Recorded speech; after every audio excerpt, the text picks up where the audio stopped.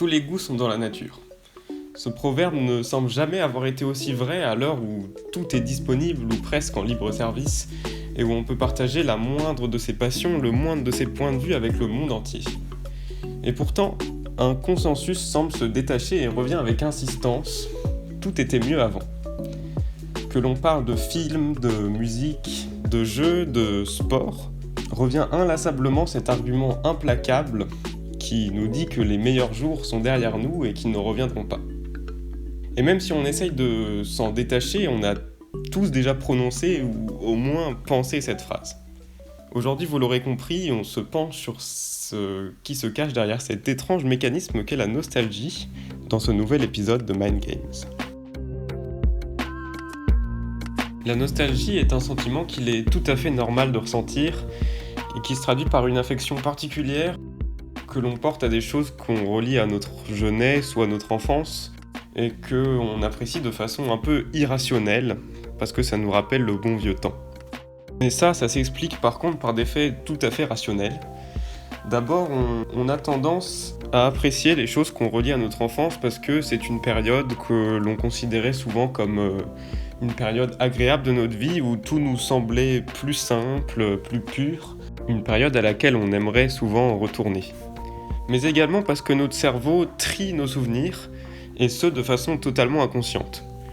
Automatiquement, le cerveau choisit les souvenirs qui lui font le plus plaisir, ceux qui lui semblent le plus positifs, car il les considère comme les plus utiles, et fait en sorte d'oublier les souvenirs embêtants, les souvenirs négatifs, qu'il considère comme un petit peu moins indispensables.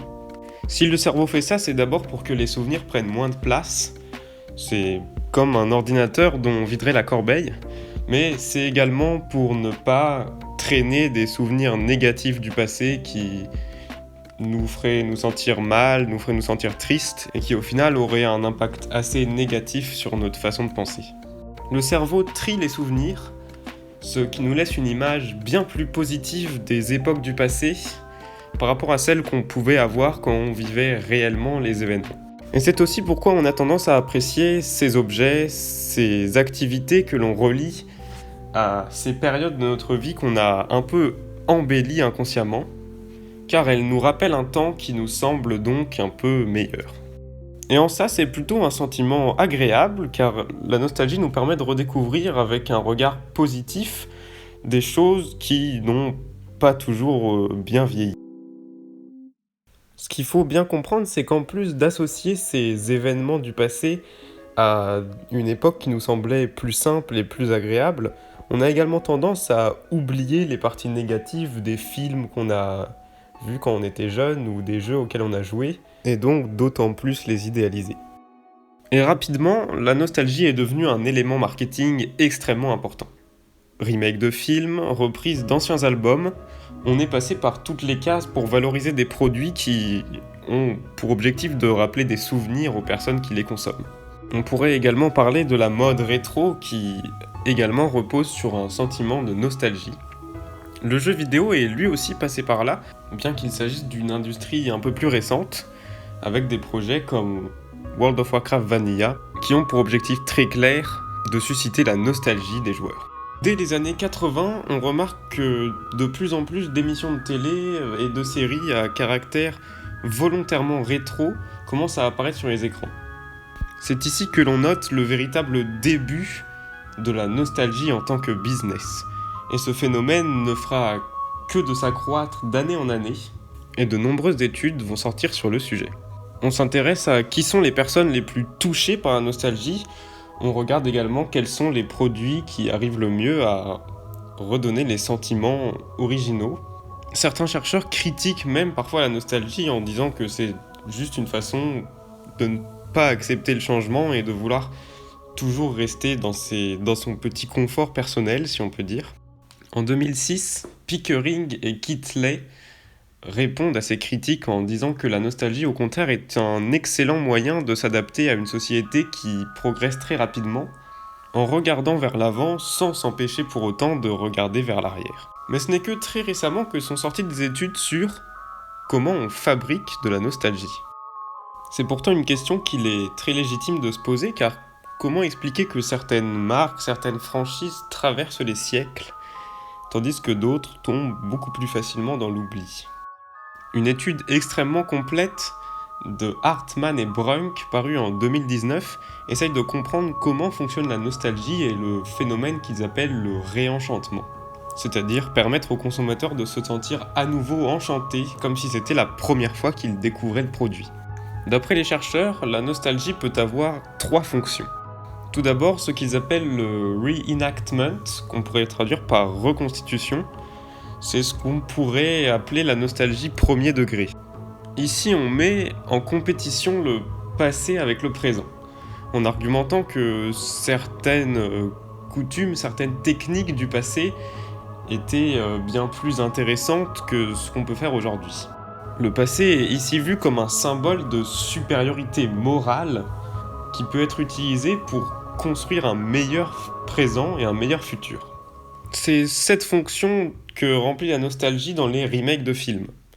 Ici, on ne touche pas à l'œuvre de l'auteur, on garde le même scénario, les mêmes plans, mais on rend juste la réalisation plus moderne pour que le film soit un petit peu plus agréable à regarder, notamment pour les nouvelles générations. Mais on ne va surtout pas toucher au cœur de l'œuvre, car on considère qu'elle est supérieure à ce qui peut être produit aujourd'hui. On a également certains musiciens qui refusent de faire évoluer leurs méthodes, car ils considèrent que les méthodes traditionnelles sont les meilleures et que de toute façon on ne fera jamais mieux. Sans dire qu'ils ont tort ou qu'ils ont raison, cette façon de penser représente simplement un rôle que peut remplir la nostalgie. Le second rôle, selon les auteurs, c'est la reappropriation, donc réappropriation, qui est un petit peu l'inverse, c'est-à-dire la nostalgie au second degré. C'est en fait tout simplement de prendre des éléments du passé pour en rire, pour les tourner un peu en dérision. C'est typiquement ce qu'on fait quand on regarde des dessins animés de notre enfance en se disant comment j'ai pu être impressionné par ça, comment j'ai pu avoir peur de ça, enfin, on est surpris de redécouvrir à quel point les dessins animés de notre enfance étaient parfois pas du tout comme on s'en souvenait. Dans un autre registre, la mode du mulet, qui est étonnamment en train de revenir, c'est un petit peu de la réappropriation. Il y a de nombreux reportages sur cette tendance dans lesquels on entend tous les participants dire que ils se prennent pas au sérieux et que s'ils font ça, c'est uniquement par pur second degré pour se rappeler de leur jeunesse. Et c'est typiquement ça, la réappropriation. Le troisième rôle, et sûrement le plus important, c'est ce qu'ils appellent la réinstanciation. Un mot compliqué pour dire que la nostalgie a également un côté romantique qui vise à faire en sorte que le consommateur se sente bien en lui rappelant des souvenirs et en le ramenant à des sentiments positifs qu'il a pu ressentir, par exemple, pendant son enfance. Ça, c'est typiquement ce qu'on fait quand on décide de regarder à nouveau les anciens Star Wars ou de relancer une partie de Pokémon version Emerald.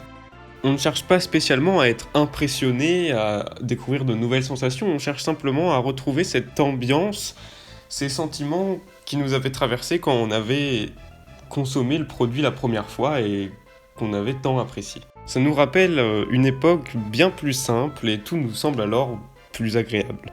Pour mettre en lumière ce phénomène, les chercheurs de cette étude ont notamment travaillé avec des personnes qui ont vécu en ex-Allemagne de l'Est, et les résultats ont été assez frappants. Lorsqu'ils leur montrent par exemple des publicités qui passaient à l'époque à la télé en Allemagne de l'Est, alors les personnes se sentent d'un coup prises de nostalgie et témoignent qu'elles aimeraient vraiment sincèrement retourner en Allemagne de l'Est, que c'était sûrement la période la plus heureuse de leur vie et qu'elles se sentaient bien plus en sécurité sous ce régime, que toutes les personnes étaient plus sympathiques, que tous les voisins se serraient les coudes, que vraiment l'ambiance était géniale et qu'ils donneraient tout pour retourner en Allemagne de l'Est. On peut cependant imaginer que la réalité des faits était tout autre quand ils les ont vécus, mais ils ont tout simplement embelli leurs souvenirs, et le fait de leur présenter des produits, des choses qu'ils avaient l'habitude de voir ou d'entendre à l'époque, les a tout simplement remplis de nostalgie, ce qui peut expliquer leur réaction à première vue assez surprenante. En fait, la nostalgie, c'est quelque chose d'assez étonnant, mais de plutôt cool. Alors, continuons à apprécier comme il se doit les choses du passé, mais ne négligeons pas le présent, car c'est aujourd'hui que s'écrit la nostalgie de demain. J'espère que vous en aurez appris un peu plus aujourd'hui. On se retrouve très vite pour la prochaine vidéo. D'ici là, je vous dis à bientôt. C'était le 5e épisode de Mind Games. Cordialement.